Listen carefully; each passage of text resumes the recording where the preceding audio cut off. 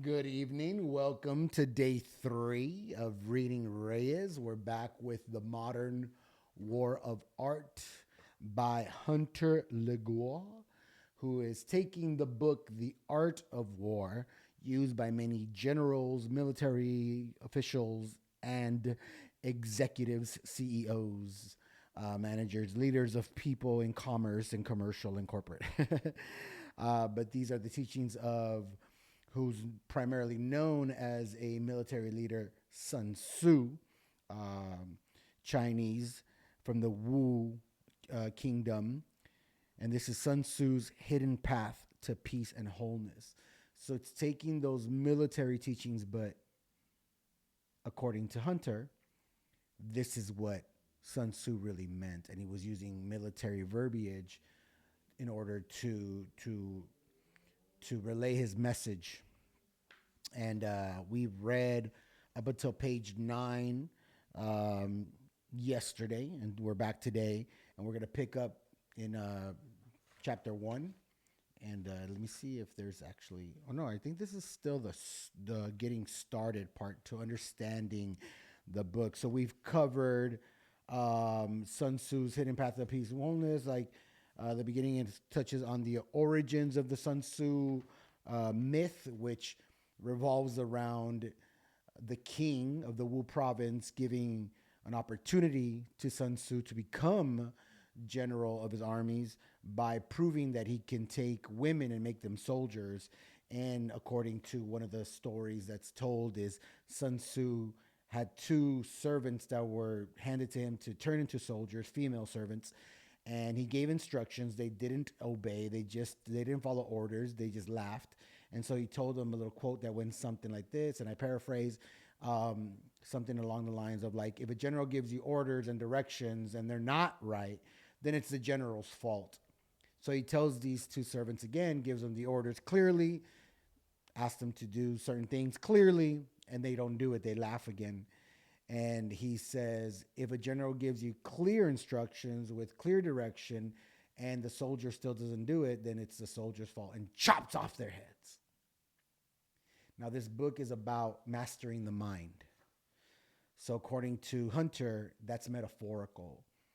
Unless you were there, you don't know if that happened or not. But according to Hunter, he likes to believe that that didn't happen and that it was more metaphorical, that in order to be able to do what needs to be done and get the body to do what needs to be done, then we have to master the mind. We have to chop off the head in a way and then put a new one. And in the myth here, the next two servants come up and he gives them the instructions. They do it like this. And that's when he gets the job of general of the army. And so now we're going into the many faces of war. Let me get my lokes. Once again, I read a little slower than I did before because I'm partially blind on my left eye. And so I still want to conquer these reading physical books. And that's why we're doing this, to hold me accountable that I'm going to conquer this. And I'm going to read physical books as long as I can. And then I'll go into audio if that's what happens. But we're working really hard in 2025 to regain our vision, clear it up. So here we go. The many faces of war. Since Art of War didn't get handed down to us as Art of Peace, readers of the book are asked to reconsider and broaden their definition of war to include the many faces of conflict that Sun Tzu might have intended. As you now know, the subject of war is used metaphorically for waging battle on our distracted minds. However, it's also important to consider the, the less obvious way. We create conflict through thought and action in our lives on a regular basis. If asked to draw a picture of war, you might produce a mushroom shaped cloud wreaking havoc over an unsuspecting city. There might be bloodshed, bullets, ruins, and many deceased people. Or people fighting with guns, tanks, drones, or even cyber war, each side believing it is the winning side. This is physical war on a grand scale.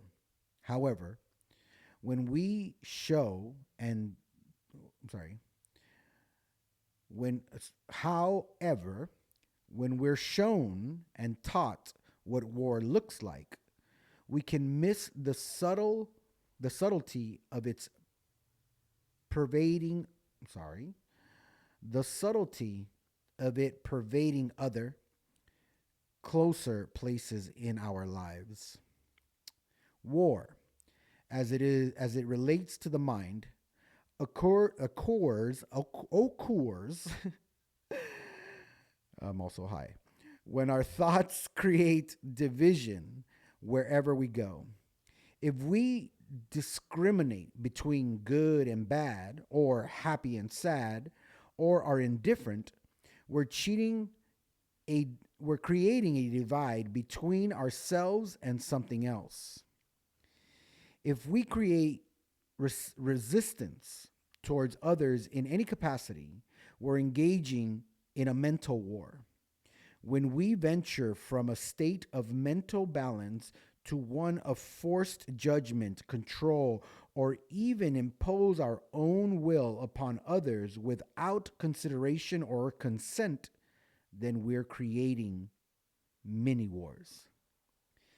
Consider the role our thoughts play when we stand our ground between our beliefs and someone else's, rather than respecting and valuing differences. Sometimes we create borders and boundaries that declare we're right and another person is wrong or less or unequal. Our creation of mental fences, boundaries, become the battlefield of the mind that Sun Tzu's work addresses.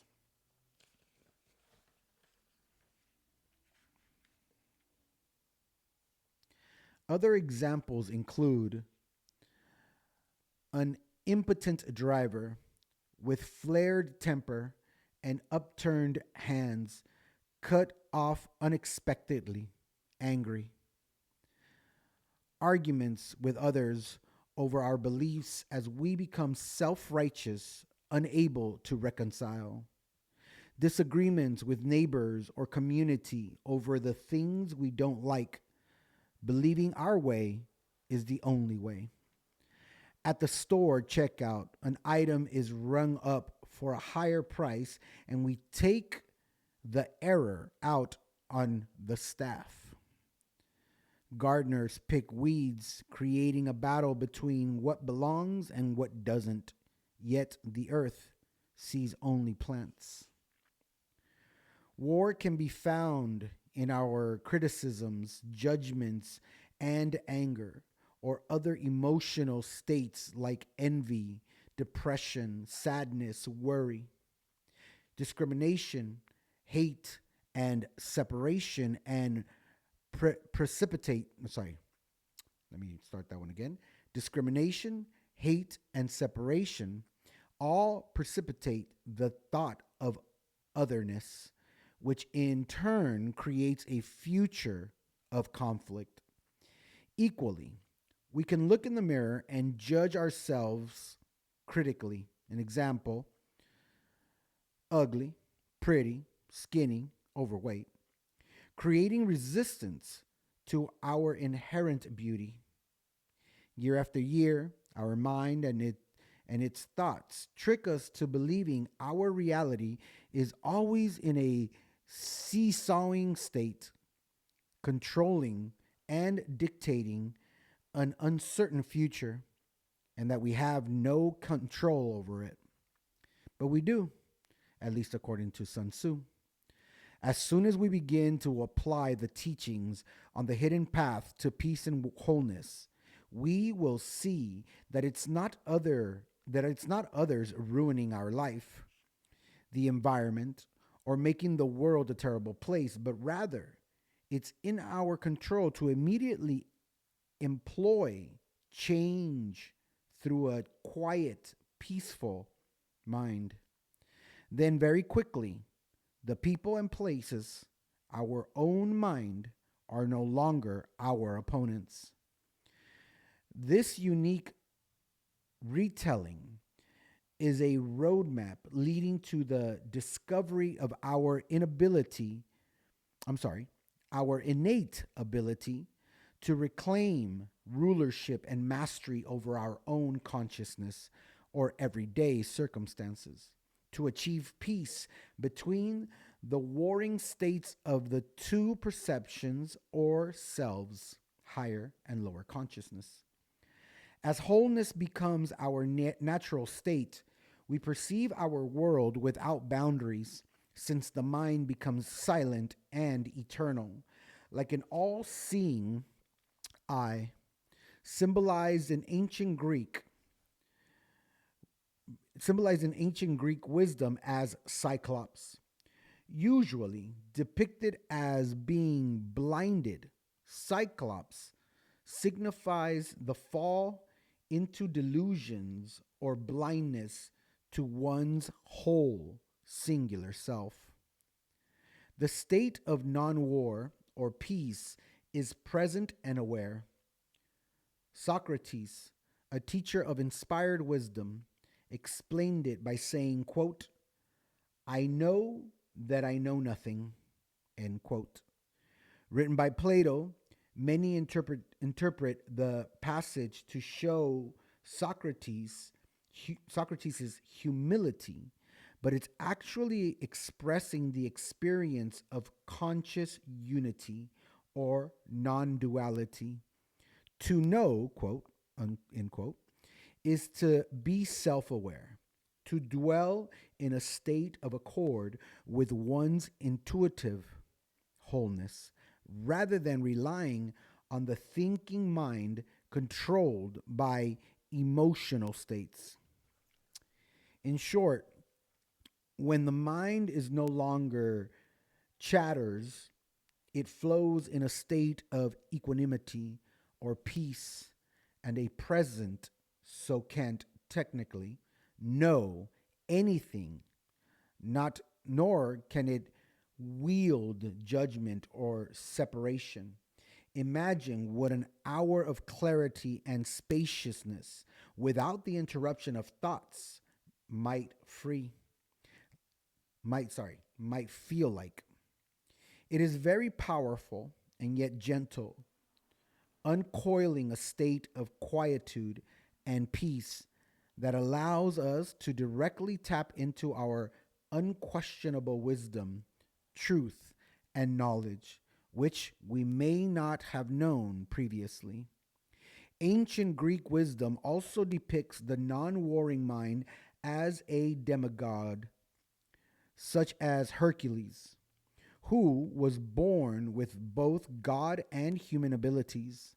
Symbolically, were also born demigods, possessing both a divine consciousness and a material world, one, or heaven and earth, yin and yang, that grants us power, symbolized by Hercules' physical strength, over matter slash creation. The material or conscious mind believes it's in control, limited from recognizing the divine nature that's always there, ever seeking to realize this perfection.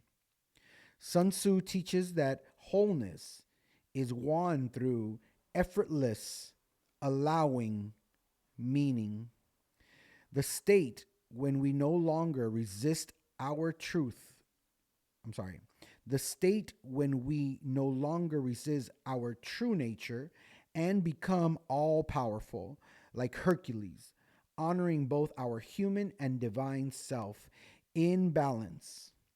We don't need to fight anything. We get an intuitive nudge and actually trust it rather than ignoring it and begin to live a flow. At the same time, our thoughts need not to be purged or forcibly stopped. In a way, it's a disservice to conceive the disquieted mind as something to be rid of. Instead, it's a tool, an eye that's seeing, interpreting, and guiding us gently on the matter, conscious plane, and can be harnessed to serve our intuition rather than be at war with it. When we cease fighting, as Sun Tzu explains, we essentially trust our knowing and allow ourselves to be our truest expression, unlimited by anything. We are fucking divine. We're very divine. And there's a beautiful book called Don't Believe Everything You Think. If you get it audio, you'll finish it in 2 hours, like a podcast. Totally worth it. And it really touches on how peace comes from the method in which you think. Thoughts won't stop, right? The mind's going to do what it's going to do. It's going to generate thoughts. But the act of thinking, that's where it becomes such a choice. Like, do I want to think? Do I want to travel that path that I see with that thought? Do I want to surf that wave that thought generated? Do I want to do that? I get to choose. And if I was delayed in the realization of my ability to choose and allow my initial reaction, my emotion to come up, I could still catch myself. And in the middle of this reaction of emotion, I can choose whether I want to continue to feel that emotion or not. I can still choose this wholeness and peace. Like I see what he's about to go into in the book. Like, the book really hasn't even started. He's just like setting up the book, right? But it's like such a beautiful interpretation of what he's saying that Sun Tzu is really implying in his original book, The War of Art. Let's continue. The importance of Sun Tzu today. As art of war came to popularity during the Warring States period, at a time when a majority of the public was part of the immense military complex, it was a matter of life or death to protect it. It was a selfless act that the unknown author preserved it, all for the sole purpose of benefiting and freeing others from the cycle of human suffering. Something, just a little recap, in the previous reading, touched on how what Sun Tzu did to win so many wars as a general was not supposed to ever be written down. It was just supposed to be taught to authorized soldiers, trusted personnel in the military, so that it would never leak to the enemy, so that their tactics that had them on a sick-ass winning streak of wars wouldn't get leaked out, and then their tactics be exposed, and then, of course, make it more likely for them to lose a war.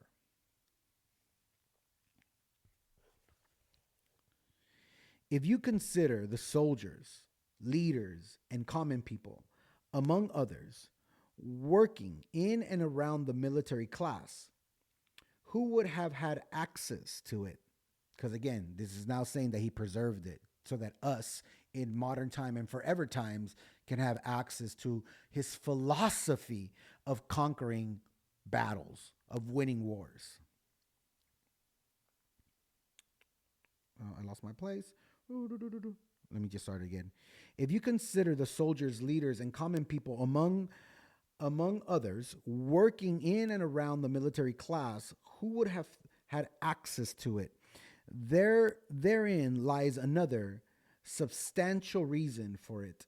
If you could show those fighting the actual wars that there was more to life than killing enemies on the battlefield, resulting in immense suffering inflicted to both sides, and instead gave them freedoms through sacred knowledge of the path to inward peace, you could end physical war. Those peaceful heroes who transcribed and preserved art of war attempted to challenge the prevailing mindset of their day, which dictated the only way to establish peaceful relations was through waging physical war. Yet, through Sun Tzu's understanding of wholeness, we can learn from the past, knowing what hurt one hurts us all. Under this scope, Sun Tzu's teachings can be elevated from a text that once perpetuated war to one that offers a future where peace is visible and living available to all people. We'll never know how many did hear Sun Tzu's teaching and put down arms throughout history. Today, we join those committed to the Master Sun lineage of peace. We are not islands when we think. As creators, our thoughts generate a subtle vibration felt and received everywhere by others and the natural environment through storms, catastrophes, etc., because we partake in a collective reality. But when you gain a foothold into the warring state of the mind, the warring state of mind that's frequently, not always, dictating distraction and disorder in the world, you'll recognize your ability to recreate a new future grounded in balance and harmony for yourself and others. Sun Tzu bids the student to walk gently without need to force, strive, or seek, but to allow the inner teacher to take direct action to rule the thoughts, creating discord, and establish a well governed kingdom. In doing so, shifting our perception from disorder to order has its own level of social responsibility, giving us an unlimited opportunity to be kind and loving to others, to create a world where peace is ever present, where we join our whole mind with others in collective harmony. We partake of the shared unity available to all living beings and on a global scale. This beautiful and effortless way of living with others is available at all times and every moment. In fact, you won't want to miss an opportunity to let a stray or careless thought pass through your mind so as not to hurt another living being. As a result, love blossoms, kindness reigns effortlessly. This is Sun Tzu's promise on the hidden path to peace and wholeness. As we as we tread the path together, let us sow openly and without fear. There is no retreat from this kind of battle. How to approach this book. The Modern Art of War is comprised of 13 new chapters based on the original esoteric teachings and utilizes the original numbering system from the Giles translation. Each chapter contains a summary followed by commentary that assimilates Sun Tzu's main ideas by providing ways you can apply the teachings in your own life and practice. Each chapter contains ruminations for further exploration. Some chapters include practical exercises To give you an idea of what's ahead, here is a chapter by chapter breakdown. Ooh, that's kind of cool. Chapter 1, laying plans. Exploration on making a commitment to work on the disquieted mind by creating a plan of action. Addresses the most common pitfalls associated with marshaling the mind while offering a valuable place to begin. Chapter 2, the costs of waging mental war. After making a commitment in earnest, we no longer fear retreat and can begin to objectively observe what we're thinking, doing, saying, feeling, etc., to evolve into a state of wholeness. Chapter 3, undertake by stratagem, undertake by stratagem, and that's spelled Stratagem. So stratagem, I think. Chapter 3, undertake by stratagem. The preliminary teaching of direct observation as a means to strategically interrupt, divide, divert, or conquer evasive thoughts to create new inroads to peace and harmony. Chapter 4, calculating one's nature, considers the nature of thought, how it begins and creates thought streams, skewed by the field of perception with foreknowledge. We can regain the advantage of awareness through our inner sun and live more fully.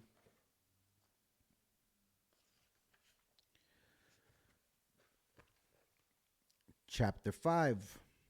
Did I? Yeah, okay. Chapter 5, rooted concentration, explores the first stage of concentration. Learn to create advantages over the usual disordered nature or imbalances we encounter daily to effortlessly guide our focus toward unity and harmony.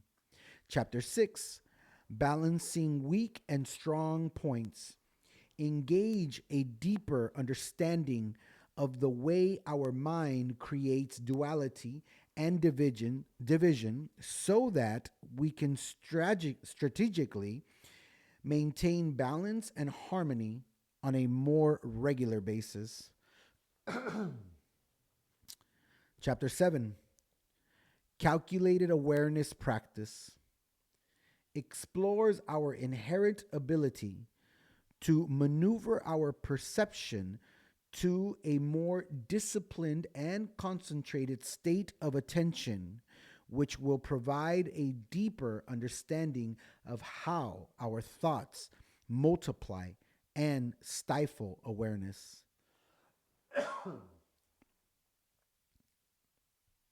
Chapter 8, variations of method.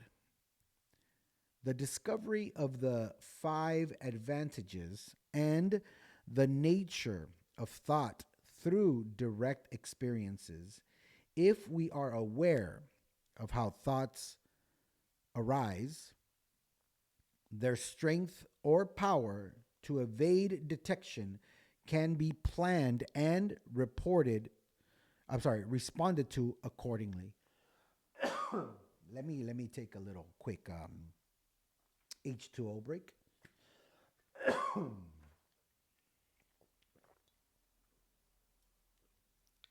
Kangen water, baby. Kangen water. For life. And stay away from those plastic bottles. I try my best. We do our best. Chapter 9, contemplative awareness expansion. The more we assert, Jesus, The more we assert concentration and attention to clear the field of perception, the more we create equanimity as a regular state of awareness that expands and expands. Chapter 10: Territory of the Mind. Now that you have an understanding of the mind in expansion, Sun Tzu offers the six most obvious ways thought appears, or rather, how we sense thought across a boundless field of perception. Chapter 11: The nine impartial fields of perception. Delve into the 13 distinguished ways to sense the way thought appears.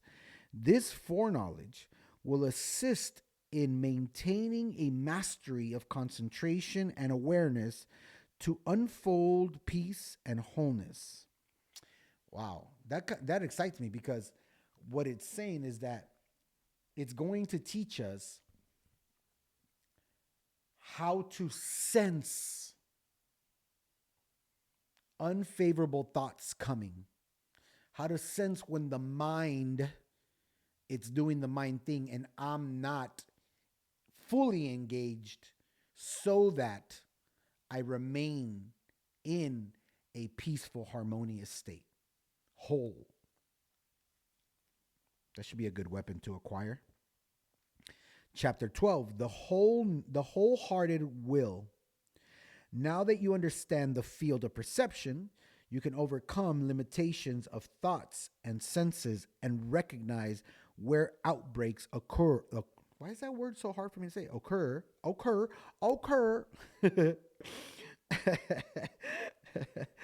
To restore natural balance. Let me read that again.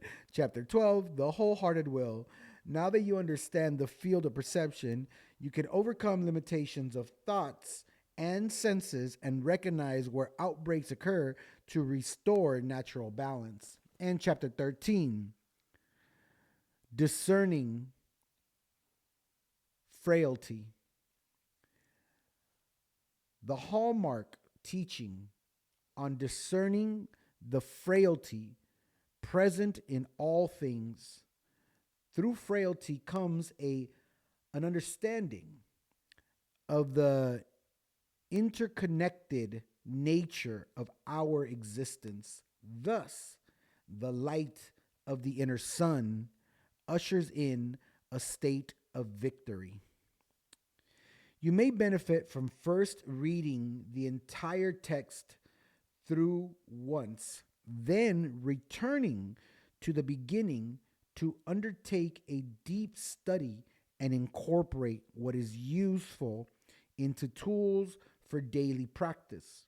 Alternatively, you might begin by reading each chapter one at a time, then ruminating on the information and putting the applied practice to use for a designated period. Once a comfortable level of understanding, proceed on the next chapter.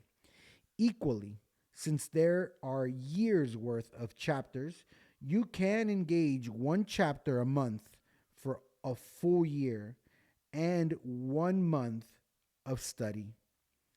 In total, the commentary is meant to support your exploration of the lessons in the modern art of war while you actively engage in daily life now, not some future, distant moment, now. Applying the work through a hobby, skill, or trade can be beneficial, since repetition on a single task allows the mind to engage concentration and focus more fully over a period of time and in steps that eventually arrive at mastery. For example, if you are a writer, rock climber, a dancer, a singer, actor, a race car driver, a sculptor, a comedian, a knitter, an engineer, mechanic, athlete, musician, or an investor, an inventor, and so on. Practicing your craft can create a means to develop Sun Tzu's observation practice, along with many of the other teachings found in this book. Equally, our daily life provides an endless stream of tasks that allow us to engage Sun Tzu's teachings to master our mind. Clearing a toilet, cooking, playing, washing laundry, gardening, uh, talking to customers, stocking shelves, or packing boxes, sweeping, or making tea are all incredible ways to learn patience and calmness. Every action counts. The key is to begin the next unfolding moment. Join me now. When you make the day your meditation, a moment to moment ceremony or celebration, a singular, ceaseless expression that is present, the day to day worries gradually recede. You will gradually give up the war of constant thinking, which keeps you from observing who you truly are. When we settle the war within, it is our grasp to become a master son. May be may you be victorious. All right. Now what's this? Rumination. The path to peace and wholeness. Okay, cool. All right.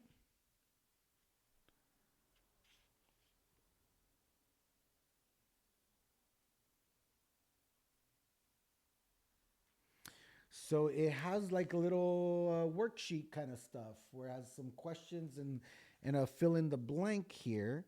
Um, I think this is for us to revisit after we're done reading the book. And by the way, that's the route we're taking. We're going to read the whole book, and then on your own, maybe if you want to reread it, you write it, you buy it, and you do your thing. But here it is: Ruminations, the path to peace and wholeness. Quote: Nowhere is it recorded where a student has benefited from prolonging preparation and execution of practice. Nice. Number one, what does physical war look like to you? Draw a picture or write a poem to express it. Two, in contrast, what does personal war look like in your life? Give an example of a conflict with others you are currently embroiled in. Three, what example can you give where you knowingly experienced your intuition?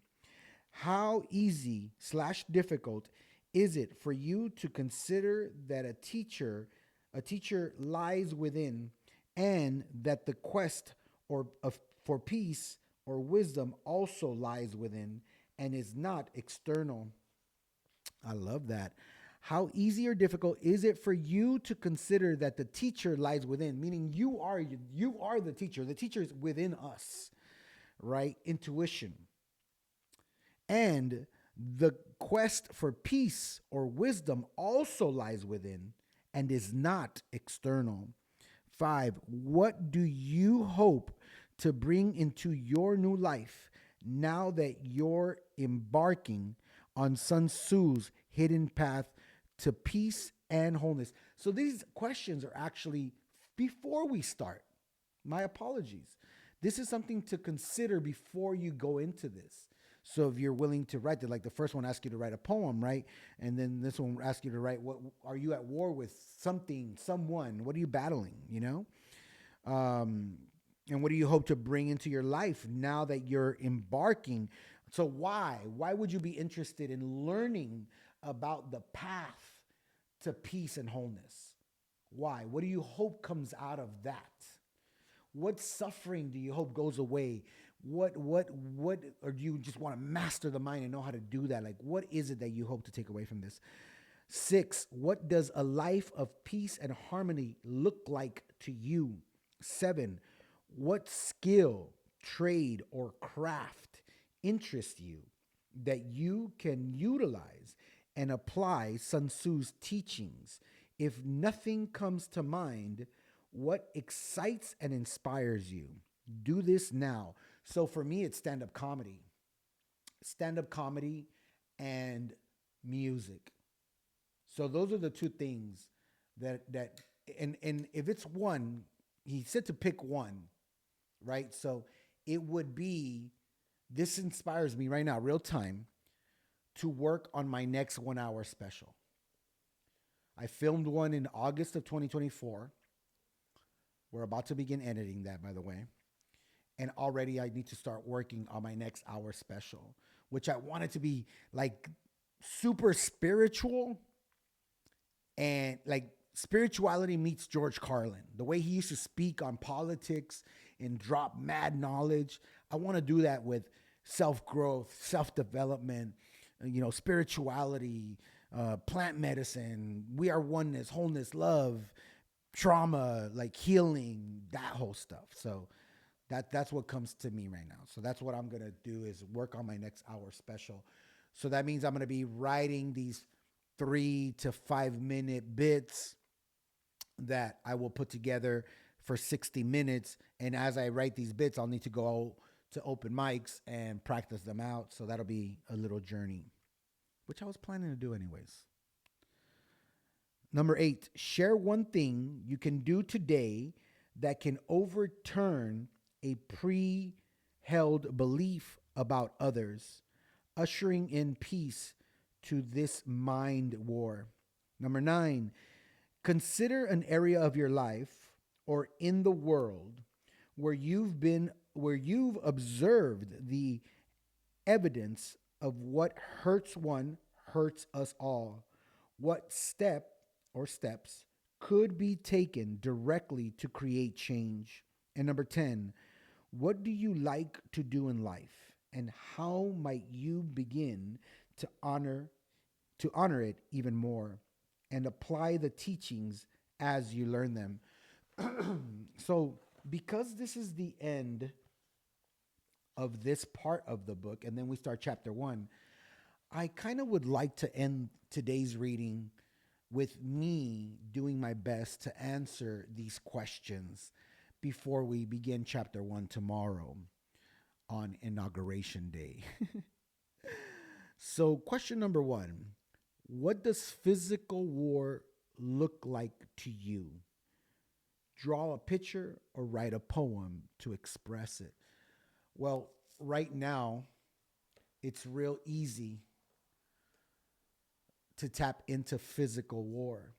And I'm going to start with probably the most shallowest one, right? The war on free speech. Yesterday, for a day, they took away TikTok for all Americans, right? And in doing so, right before it was taken away, I was surfing and I saw the one that took me like, ugh, was a mother, a single mom who lost her husband and her children's father and was forced to get to fucking work. And it took her about 3 or 4 years, I believe, to conquer TikTok. She's a musician, a vocalist, and she started just singing on TikTok and it blew her up. And then she got sponsorship deals. She was on the radio and she was self-made, got herself on the radio, got herself sponsorships to the point that she by herself was able to buy her family a home, buy them a home. And then TikTok gets ripped away. Now, there was a total of, I think the estimation is like 170 million Americans that all of a sudden couldn't create on that particular platform. And that was our government doing their best to show us that they will take care of us at any cost because China's a threat, which it's not. By the way, if anybody went on Red Note, dude, what a fun place. Those Chinese people love us. They're fucking awesome. They're so welcoming. And, hey, yo, welcome. I do all my content in English, so I'm going to be dropping some knowledge and teach you how to fucking speak Chinese. I'm like, what? Bring it, bro. And there was so many like that. So much. That's all I saw. I didn't see one person go, get the fuck out of here. Get out of my red note. Nope, not one. And then, of course, catastrophically, Gaza, Palestine, what Israel is doing to them, the murdering, the genocide, the killing, the maiming, the cold blooded evil that they are deploying on the Palestinian people just so that they could rob that land. Like if they haven't been kicked out of 109 other places throughout their existence, who's the problem? Who's the virus? And it's just heartbreaking. So that's what physical war can look like to me. Let me put on my lokes again. Number 2, in contrast, what does personal war look like in your life? Give an example of a conflict with others you are currently embroiled in. Oof. Well, the most recent one is my breakup. Now, we are not in conflict, but I'm in conflict. I thought this was somebody that I was going to be with forever. I thought this was the one. And so I had to make a decision that I felt was best for me. And in doing so, I had to cut cords with that attachment and lay to rest this future that I was working on. And it's heartbreaking. And the heartbreak comes from what I'm thinking about it, what it means. Thoughts like I'm not enough. Thoughts like, I guess, I'm not trustworthy. I guess this person didn't believe in me. I guess, did I curate this with some sort of energy that I'm bringing along with me that I'm unconscious about?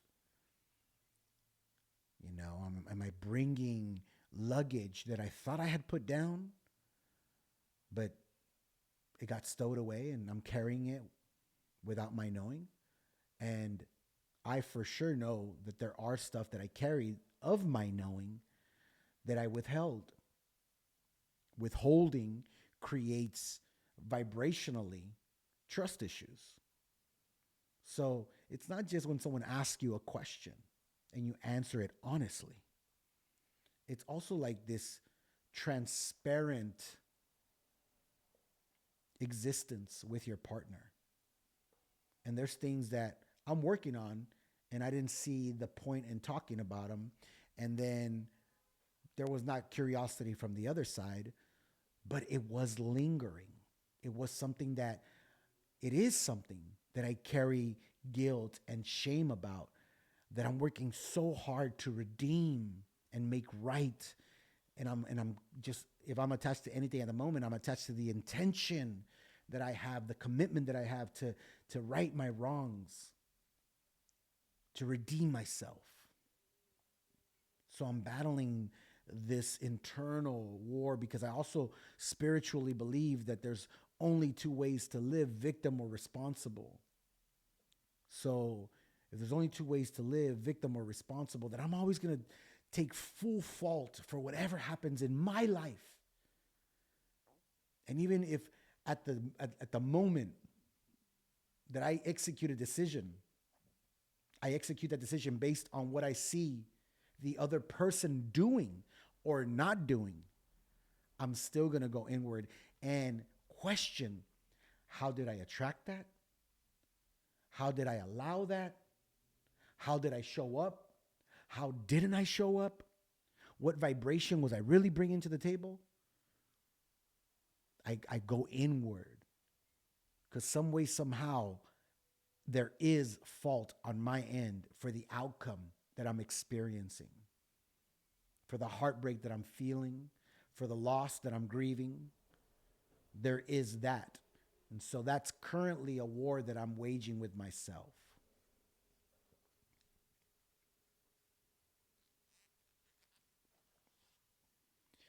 What examples can you give where you knowingly experienced your intuition? Now, this is where it gets dicey.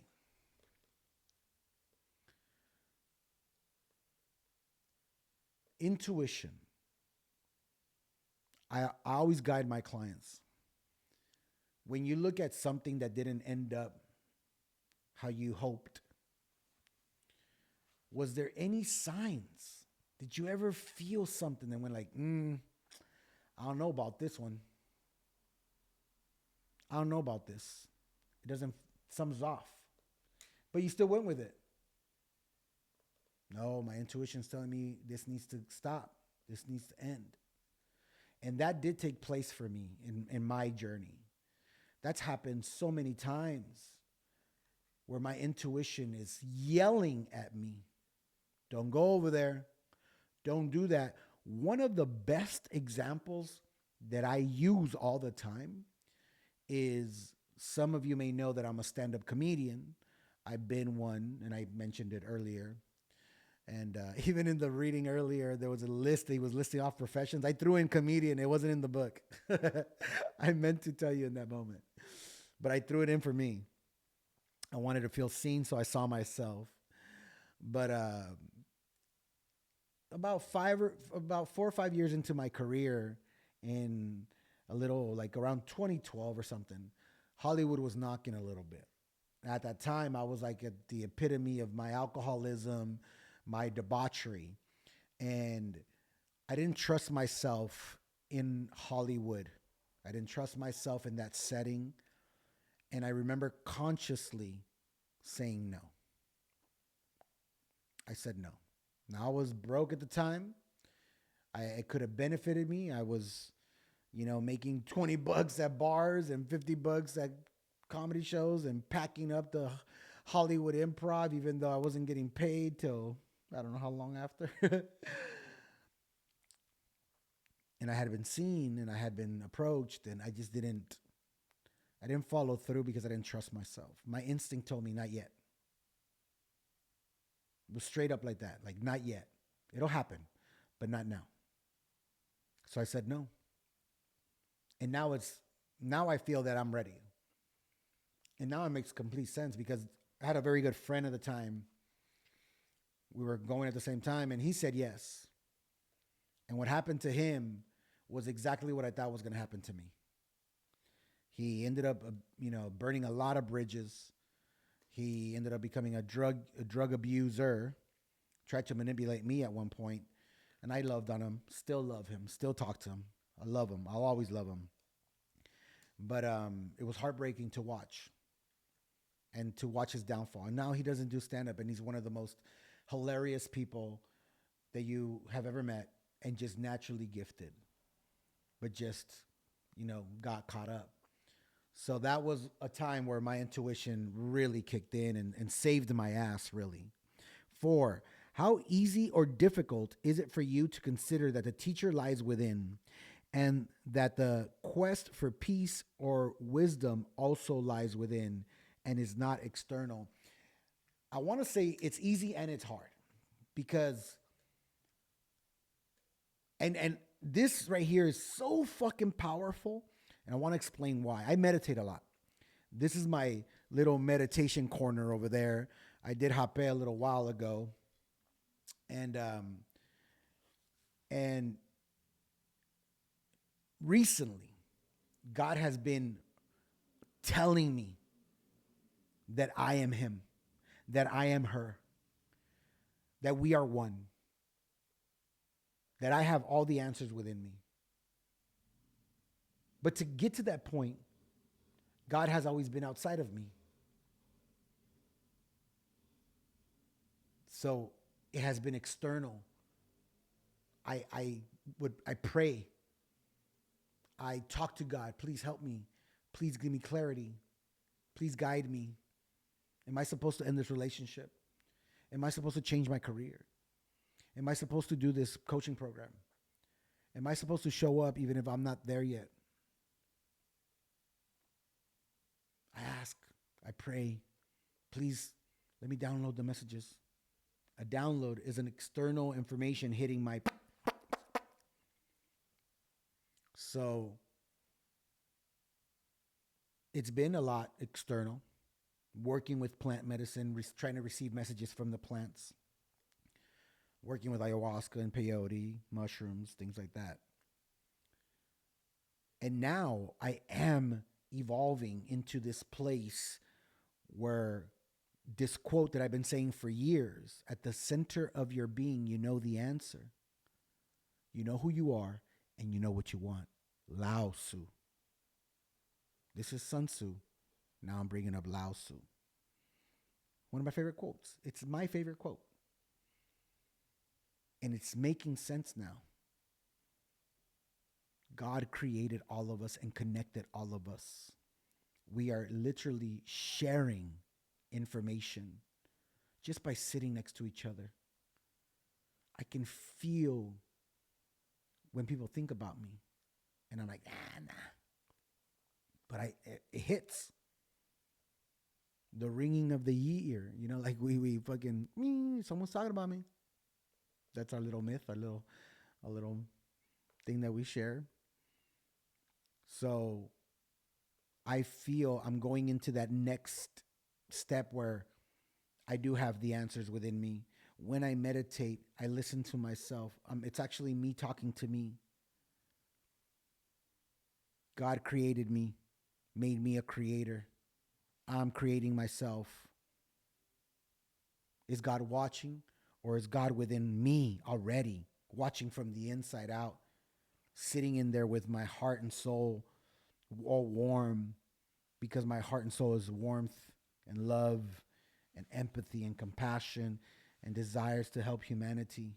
And my mind is like the chaos, the doubt, the limits, all that stuff. The mind is where I believe that I need external assistance, that I need a team, that I need, that I need stuff outside of me to answer questions, to know which direction to go next. So it's both easy and difficult because I believe what's coming through right now. I believe it. And it's easy and it's fun. And it's in alignment with a lot of what the medicine has told me. What a lot of philosophers have shared, a lot of artists especially. Creativity, for example, the power of it. Like how it unleashes your truest self if you allow it. Let's see. Next is, what do you hope to bring in your new life now that you're embarking on Sun Tzu's hidden path to peace and wholeness? A lot of what, and I don't want to use the word delay because I believe in divine timing, but what ends up causing conflict on this journey, creating challenges on this journey, is what I get caught up thinking about. When I don't realize in time that I rode the wave of a thought that entered, and I forgot to execute my ability to choose not to ride it, not to embark on it. So how much time can I save? What can I truly create if I'm constantly at peace, feeling whole? How truly bold can I be? How truly fearless can I be? How courageous can I be if I'm always at peace and whole? How much joy can I experience? And ultimately, what can I then share with those still suffering, still not experiencing peace, or still feeling broken? Like if you're missing pieces, like you're not whole. So as a life coach, the fulfillment of helping people, develop strategies for life, this will allow me to expand the arsenal so that I can help others conquer their wars. So I can help others gain peace, feel whole, generate joy and beauty and love and harmony in their own life, to find their purpose and to enjoy it, enjoy fulfilling it. That's what I hope to gain from this book. Number 6. What does a life of peace and harmony look like to you? Oh, first off, I'm madly in love. I'm madly in love with a partner who I have built peace and wholeness with, who together we help others do the same. Our way, both as individuals and as a partnership, honoring each other's authenticity, honoring each other's ways of desiring to live life. I see it surrounded by nature, surrounded by God's gift to this planet, connected, not suffering, not causing my own suffering. Like I see myself like a yogi. I see myself like a yogi, like a Zen master. Just, you can't fuck with me. I'm unfuckable with. That's how I see myself in full peace and harmony. Unfuckable with. Constantly creating beauty. Constantly generating joy. Constantly living in abundance of all sorts. Always having what I need when I need it. Smiling all the time. Laughing, loving, fucking, resting, singing, laughing. I think I said that one already. Making other people laugh. That's how I see it. Number 7, what skill, trade, or craft interests you that you can utilize and apply Sun Tzu's teachings and so like this is where I already said, right? If nothing comes to mind, what excites and interests you, inspires you? So for me, stand-up comedy and singing. So that's what I'm going to embark on. So I'm going to write my 1-hour special. Share one thing you can do today that can overturn a pre-held belief about others, ushering in peace to this mini war. Okay. Share one thing you can do today that can overturn a pre-held belief about others, ushering in peace to this mini war. What can I, Okay. Okay. Okay, let me read it one more time. Share one thing you can do today. You know what I can do today to overturn a pre-held belief about others? Is that I remain 24/7 mindful about the fact that age is an illusion, time is an illusion, in that, and I say age specifically because a lot of us have been conditioned to judge others, to believe what others should be based on their age. Oh, you're 30, you're mature. Oh, you're 45, you're emotionally intelligent. Oh, you're 21, you're not a little kid anymore. So we have these preconceived beliefs about others based on their age, for example. And what I like to do, and this still, now that I think about it, if I think of him, because what I see now, especially doing what I do for a living, is a version of a child inside a whatever age body. And there's 2 versions: a healing child or an unhealed child. Like, hasn't even started. And healed, to me, up until now, I don't believe exists. I believe we're always healing. Once we start that journey, it's never ending. New level, new devil. You learn something new, you apply it, new perspectives, new things. So maybe this book eradicates that, but it helps me when someone acts in an unfavorable way. It helps me go like, okay, there's a child in there that's hurting. Okay, don't take it personal. Don't take it personal. That's it. Don't take it personal. Move on. Send them love. Send them love. That's another act that you could do. Immediately send them love. Immediately. Someone triggers you, like even you can make that a rule. Next time someone triggers me, I'm going to send them love immediately. The anger's going to go, I love you. I love you. I love you. I love you. You're God's creation. I love you. I love you. I love you. That's one way. Number 9, consider an area of your life or in the world where you've observed the evidence of what hurts one, hurts us all. What steps or step could be taken directly to create change? All right, I'm going to keep using me. Now, what I'm doing, the purpose that God bombarded me with, trusted me with, started with my journey.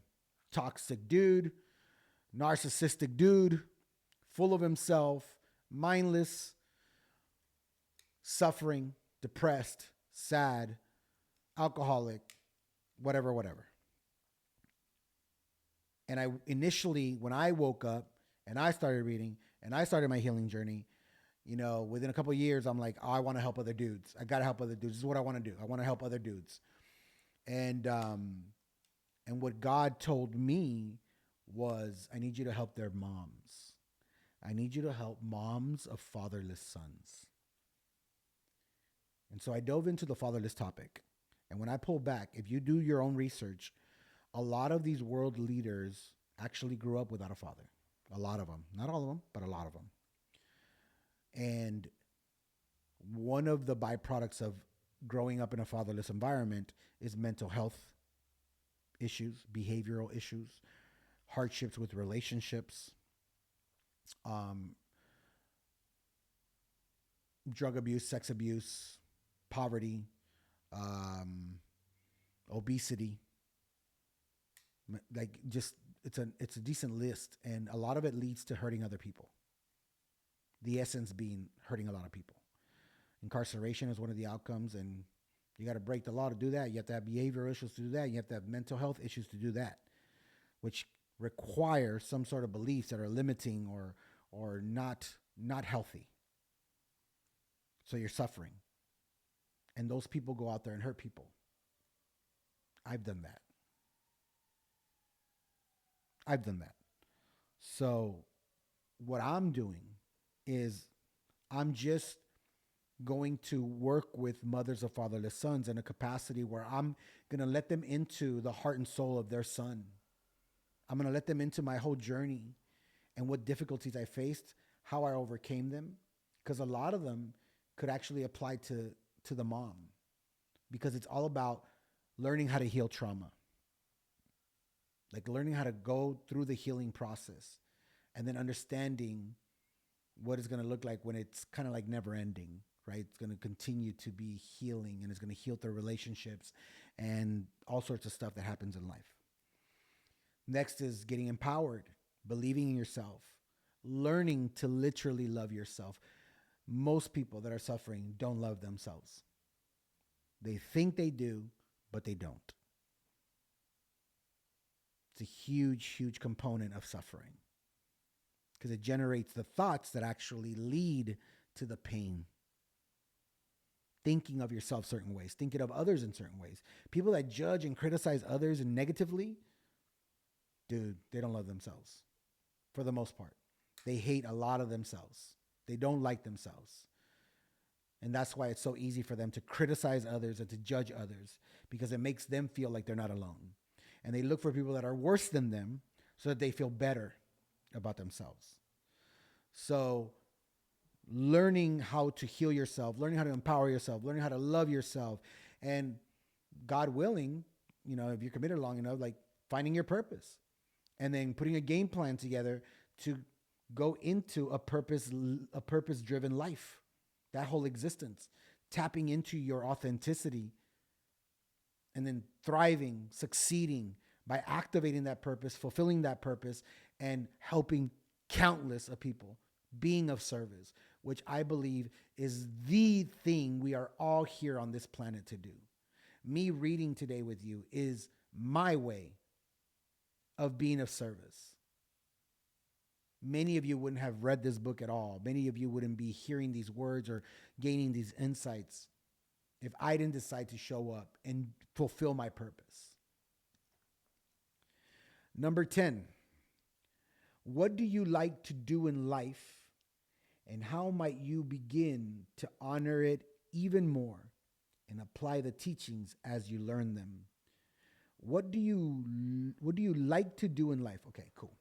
And this kind of like, I want to just add a little part to the previous one because I don't think I finished, is in helping the mother conquer her life challenge, acquire tools, etc., empower herself, learn how to love herself, regain her identity, because a lot of single moms lose their identity trying to survive and keep their son alive and guide him. They got to tap into their masculine, so they lose their essence and they have to find it again. And that's a journey in itself. But in doing that work, kids learn through osmosis. So one, just by watching his mother come back to life or become authentic, can change the outcome of that boy's life. But more than likely, once the mother acquires these skills, this knowledge, she's going to teach it. She's going to guide her son to also become empowered, to also love himself, to also learn how to navigate his mind, to master his mind, so that he avoids decades of suffering and hurting other people because he hasn't healed his parental abandonment wound. So that's what could happen. Now, to this question number 10, what do I love to do in life? I love to do this. I love to help people. I love to talk to people. I never get tired of it. I don't. I can have 4 back-to-back 2-hour sessions. So 8 hours straight. And I'm like, next. And you're talking about molestation, rape, murder, death, grief, loss, darkness, betrayal, like all this stuff, heaviness. And I can hold space for it. I love to do it. I love to see someone's face light up because this new perspective, this new seed was planted, and like, oh my God, I never seen it that way. Well, welcome to the party. All right, that concludes today's reading. Chapter 1, tomorrow, laying plans. I look forward to seeing you guys. Let me take a quick peek to see how many pages this is, because I think the readings are going to start getting a little longer. So it ends on page 36 and starts on page 19. Okay. All right. 17 pages. So that we'll read all of chapter 1. So I think every day we'll read chapter. So in 2 weeks, we should be done with this book. Okay. 2 weeks. Just show up daily, bring in an open heart, open mind, and we'll do some work. Thank you again for joining. And I didn't do this the last 2 videos, and I'm like, what the hell? I always sign off with my favorite quote. I said it earlier, and I'll say it again. At the center of your being, you know the answer. You know who you are, and you know what you want. Lao Tzu. Have a beautiful day. If you have any questions, DM me or comment. And see you guys tomorrow.